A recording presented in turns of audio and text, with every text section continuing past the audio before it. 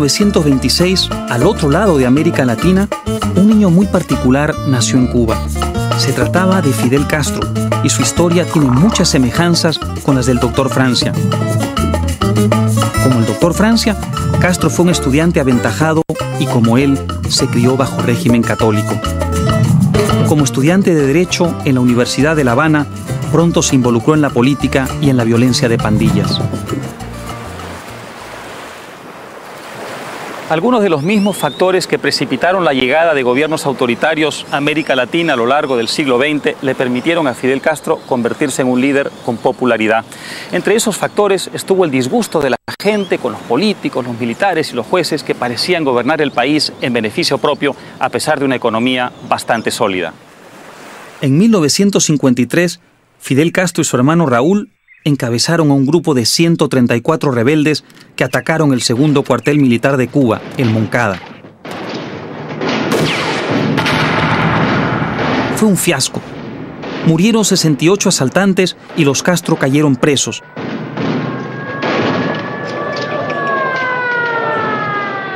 Pero el juicio y la represión contra los rebeldes convirtió a Fidel en un héroe en la isla.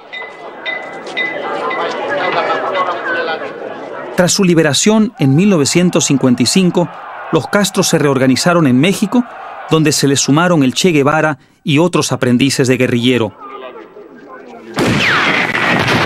Su segundo ataque, esta vez en la playa Las Coloradas en 1956, no fue mucho mejor que el primero. Los sobrevivientes, liderados por Fidel, se internaron en las montañas. En los siguientes 3 años, su revolución avanzó en el frente político y militar, haciéndose sentir en La Habana. La revolución de Fidel Castro triunfó al despuntar 1959, cuando el dictador Fulgencio Batista huyó de La Habana a las 3 de la madrugada. Esa misma noche, el Che Guevara, el legendario Che Guevara, se tomó La Cabaña, la antigua fortaleza convertida en prisión en las afueras de La Habana, y empezó a fusilar a los adversarios batistianos. Había empezado el régimen de Castro.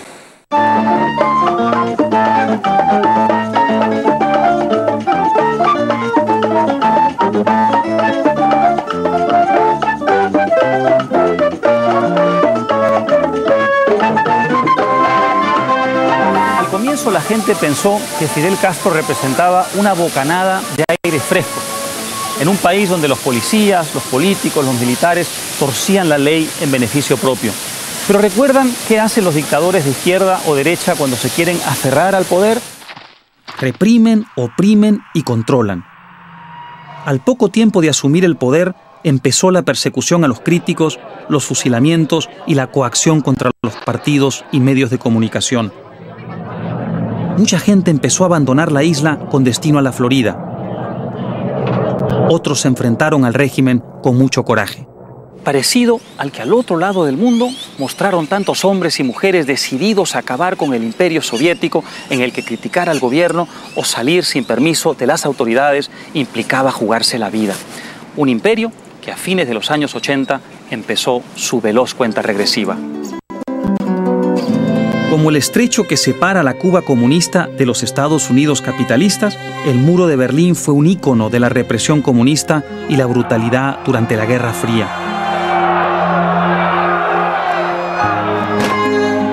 Y luego, una noche de noviembre de 1989, la pesadilla llegó a un fin inesperado y abrupto.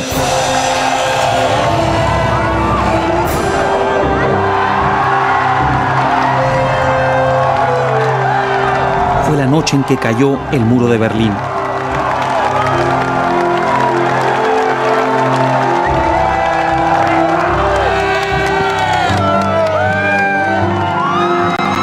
La Guerra Fría aparentemente se había terminado.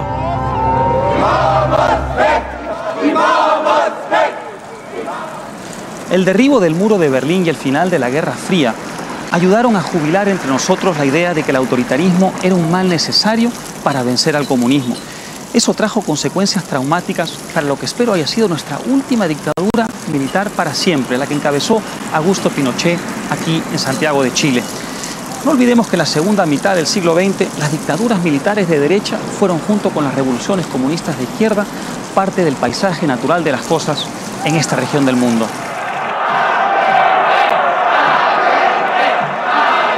En 1970, Salvador Allende fue elegido presidente de Chile a la cabeza de la coalición socialista Unidad Popular.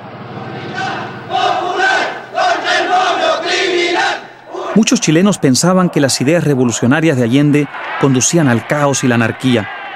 Solo acribillándome a balazos podrán impedirme voluntad que hacer cumplir el programa del pueblo. La inflación, la violencia y la presión de sectores radicales enemistaron a Allende con una parte de la población.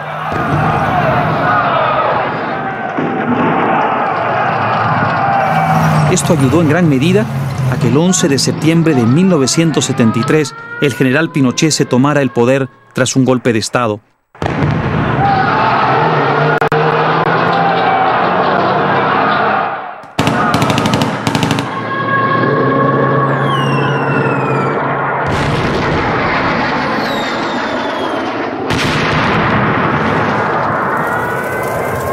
Este golpe fue en cierta forma la versión de derecha del golpe marxista de Castro en Cuba en 1959.